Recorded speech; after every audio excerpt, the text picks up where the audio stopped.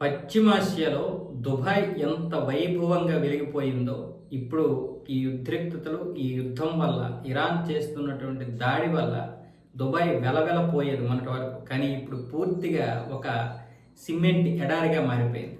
ఒక కాంక్రీట్ జంగిల్గా మారిపోయింది. జంగిల్ కూడా కాదు, ఎడారి.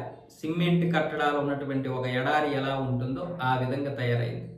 దుబాయ్ నుంచి వెళ్తున్నటువంటి విమానాలు మాత్రం కిక్కిరిసిపోతున్నాయి. అంటే దుబాయ్ నుంచి వెళ్ళిపోతున్నటువంటి వారు ఎక్కువ మంది, కానీ దుబాయ్ రావడానికి మాత్రం మొన్నటి వరకు సగమో అరవ కొర వచ్చేవాళ్ళు. ఇప్పుడు అది ఎక్కడ కూడా రావడం లేదు. దాంతో ఇప్పుడు దుబాయ్ ఏం చేస్తుందంటే విమానాల్లో కొంతవరకు సరకును రవాణా చేస్తుంది. అంటే ఈ కార్గో ఏదైతే ఉందో ఆ కార్గోలో కొంతవరకు అయితే కవర్ చేస్తుంది నష్టాలను. ఒకప్పుడు దుబాయ్ ఎయిర్పోర్ట్ ఎంత కలకలలాడేది. ఇప్పుడు ఆ ఎయిర్పోర్ట్ను చూస్తే కన్నీళ్ళు వస్తున్నాయని దుబాయ్ ప్రజలు, దుబాయ్ నేతలే అంటున్నారంటే అర్థం చేసుకోండి. ఇకపోతే ఎయిర్ హోస్టైన్లు కూడా అదే విషయాన్ని చెప్తున్నారు. ఎందుకంటే డైరెక్ట్గా క్షిపణ దాడి ఎయిర్పోర్ట్ల మీదే జరుగుతున్నాయి. అంటే దుబాయ్కి ప్రధానమైనటువంటి వనరు ఈ యొక్క వాణిజ్యం, అది ఈ లావాదేవీల మీద జరుగుతుంది.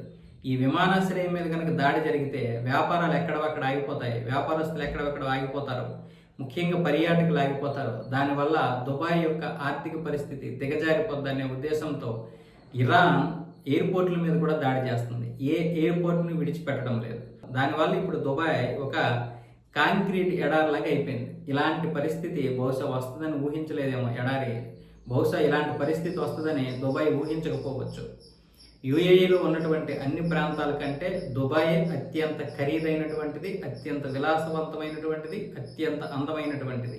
ఒకవైపు ఏమొచ్చేసి తన యొక్క పర్యాటకాన్ని అభివృద్ధి చేసుకుంటూనే మరొక వైపు రియల్ ఎస్టేటు అలాగే టెక్నాలజీని కూడా రూపొందించుకుంటుంది. ఎందుకంటే కేవలం చమురు మీదే ఆధారపడలేమనే ఉద్దేశంతో మరో 40-50 సంవత్సరాల్లో పూర్తిగా చమురు నాశనం అవ్వకపోయినా చమురు మీద ఆధారపడకుండా ఒక 60-70% దేశాలన్నీ కూడా ఈవీలని తయారు చేస్తాయి.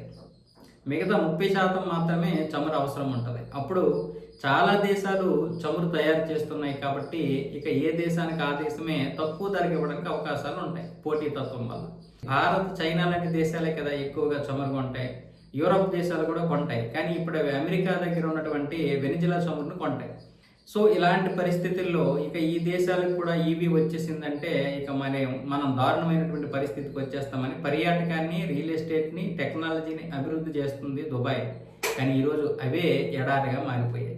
అలాంటి పరిస్థితి ఏ దేశానికి రాకూడదు. ఎందుకంటే యుద్ధం వల్ల అన్ని దేశాలు నాశనం అవడమే కాకుండా సామాన్య ప్రజలు తీవ్రమైనటువంటి ఇబ్బందికి గురవుతారు. ఎంతోమంది వాళ్ళ కుటుంబాన్ని పోషించుకోవడానికి నరకం చూస్తారు. ఈరోజు ఇలాగే యుద్ధం కొనసాగితే మనకు కూడా గ్యాస్ అందక, పెట్రోల్ ధరలు విపరీతంగా పెరిగిపోయి, ద్రవ్యోల్బణం పెరిగిపోయి, సాధారణమైనటువంటి నిత్యావసర వస్తువులన్నీ కూడా మనకు అందుబాటులో లేకపోతే మన పరిస్థితి ఎలా ఉంటుంది?